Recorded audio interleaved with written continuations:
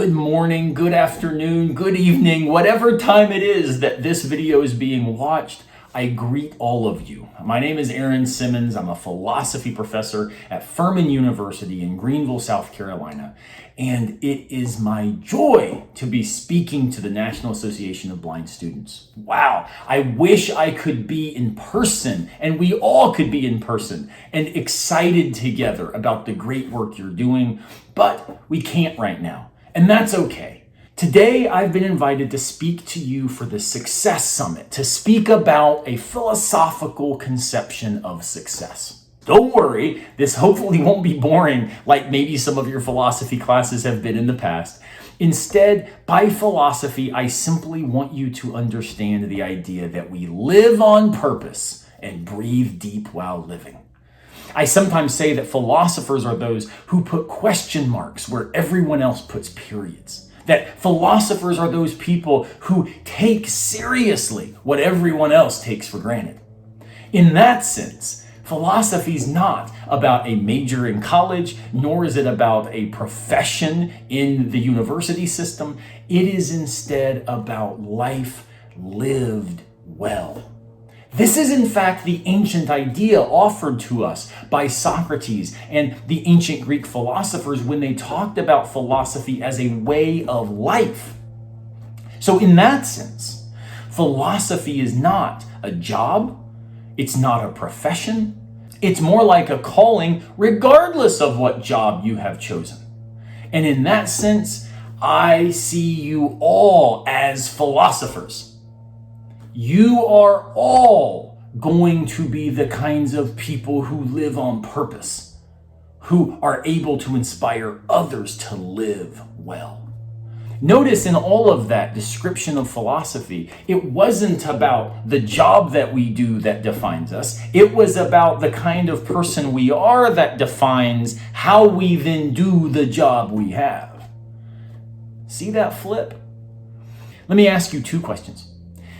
What is it that you desire most in life? What is that thing for which you are striving? Got it? Okay. Now, what is the thing you fear most in life? Not snakes, not spiders. What is the thing you fear most in that existential sense? When I have asked this question to so many people, what I have heard has always been fascinating to me. I get two answers, basically. First answer, which about 75 to 80% of the people give me, is they desire success. The second answer, which is far and away second by a wide margin, is that they desire some version of happiness or significance or to find purpose. People who seek success, who desire success as their number one priority, all put failure as the thing they fear. People who have the happiness, purpose, significance kind of answer, they almost always put some version of loneliness, of isolation as the thing that they fear. I think that reveals something important about the human condition and about what it means to be a philosopher who cares about living well. Simply put, living well is not the same thing as living rich. I hope you all flourish financially. I hope you all make millions and millions of dollars and then you do things like fund your local philosopher at the university. But what's important is living rich is about an external achievement that you think gives your life purpose and meaning. If I can become successful, then I will have lived well. Wrong. You'll just have lived rich. You'll just have had more trophies on the shelf. You'll just have been able to check off that to-do list for your life a little bit quicker. But then what? What will you do the day after you finally get that promotion? What will you do the day after you finally buy that mansion that you've been desiring? What will you do the day after or the week after or the year after you get that PhD that was driving you so hard? The problem is, if we seek success as external attainment of material goods, or achievements in our life that allow us to think that we have somehow stood out from the crowd because of what we've done and checked off of our life boxes, we will inevitably live lives of despair. No matter how rich we are, no matter how many degrees we have, no matter how many trophies that we have accumulated. Here's why. One of two things will happen if you seek that kind of success. That kind of success that we might define as the sort of thing that college admissions counselors like talking about. The kind of thing that marketing professors get real excited about when they tell you business is the major for you. The kind of thing that your parents tend to say makes college worthwhile. Notice, all of those are claims about some sort of economic payoff. College was worth it because it got us that career, it got us that job. And if we don't get the job, what a waste of time and money. What if instead we thought success was never about just checking boxes and doing things that others can then applaud us for, but maybe success was about living a life faithful to what matters? Maybe success was not about accomplishments, but it was about investment.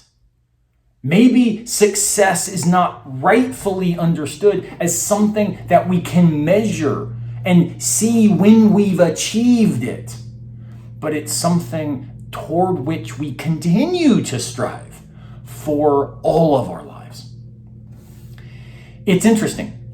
If you seek that external notion of success, you're going to end up in despair because you might pull off all of the success. You might do it all. You might win the trophy. You might get the position. But then what? You never took the time to learn how to live well, to live content, to be happy with who you are. Because you've been happy, quote unquote, simply because you were almost at the goal. And then you hit the goal and you don't know what it means to be happy because you've never learned how to be a self. Alternatively, you don't get the trophy, you don't get the promotion, you don't get the right job. Well, now you're a failure. You've in fact lived into the thing you feared most of all. That's despair. Where if you achieve it or don't achieve it, nonetheless, there's no idea how to move forward on purpose. But if we rethink success as faithfulness, as invested, purposive, intentional, moving toward what we think matters, and since it matters, it is worth our time, energy, effort, and ultimately our life. Notice now, the kinds of things we're likely to think matter are not things we will achieve on a Thursday, someday, 4 years from now. They're the kind of things that are going to take the rest of our lives. Let's look at some examples. If you were Martin Luther King Jr., for example, someone who lived his life faithful to the cause of justice and civil rights and human equality. If he had said, no, my goal is simply the Civil Rights Act. Check, boom, done, and then sits down and walks away. That would have misunderstood why he was doing what he was doing. What if we talked about someone who, in fact, says, hey, I just want to make sure that I've got my college fund ready for my child, which is important. Boom, got it done. Now I don't have to worry about being a dad anymore. No, the task of being a father is a lifelong thing. It's something that I am every day trying to become good at. It matters that we get the legislation passed. It matters that we save the money for college. It matters that we achieve the degrees and we do the things that propel us forward to find the voices and the opportunities that we want to live into. But if we seek faithfulness, we are likely to be much more successful, but no longer defined by success and ruined by failure. Now, we are likely to be successful because we love truth, excellence, beauty, because we seek joy in life, because we are the kinds of people who others want to be around because we live well, instead of simply intimidating them by how rich we in fact live. Many, many, many people who I respect, who have done the things that I find unbelievable, are the kinds of people who then look back and say, man, it was cool, but I missed it if I thought it was about the trophy. I'll give you just a few examples. What about Rodney Mullen, the pro skateboarder who in fact invented every trick in the book? This guy's the best who's ever been. He won everything. He won every competition he entered for over a decade. And then one day he realized, man, I'm mailing it in. I'm not caring about excellence because the risk of excellence is I might lose the competition. And if I lose the competition, then I wasn't successful. And he thought, oh my goodness, the fact that I'm now trying to get the trophy is preventing me from living a life of excellence, doing what I love. So he threw away all his trophies. And then now he says, I still enter the competitions, but I don't care about winning. I care about modeling what excellence looks like in this space. And guess what? He continues to win. But now the winning isn't the goal. The excellence is. Look, it's not just about doing stuff. It's about being someone who does stuff that matters. Care enough about yourself, care enough about your world, care enough about each other, not to think success is the kind of thing that can be written down on a profit and loss statement in an accounting class. Stop thinking that your college degree matters because it's trained you to be a good employee. Maybe your college degree matters because it's a signal that you care enough about spending 4 years to think about who you want to become.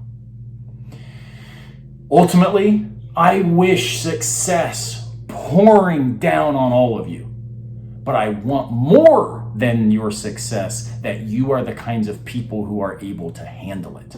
And you are only going to handle those successful lives that I'm sure you're all going to have if you recognize success is ultimately not the goal. It's important, but it's important as a strategic thing. If we're going to care about justice, we need to make sure we get legislation passed. If I'm going to care about my son, I need to be able to care about his financial stability. But those are not the goals. Those are simply things along the path. The destination is the relationship. That's why I think people who write happiness, purpose, contentment, these sorts of things, also fear loneliness. Because if we get everything we set out to achieve and we have no depth of relationship to others, why does it matter? Let's not just go be successful. Let's go live well. Let's go be significant. Let's go celebrate each other. Let's live lives of faithfulness, because life makes a difference. Thank you all so much for having me today. It has been my joy to speak to you. I hope these ideas encourage you and propel you forward. If I can do anything for you, I am in, because you matter. Let's go forward together. Thank you very much.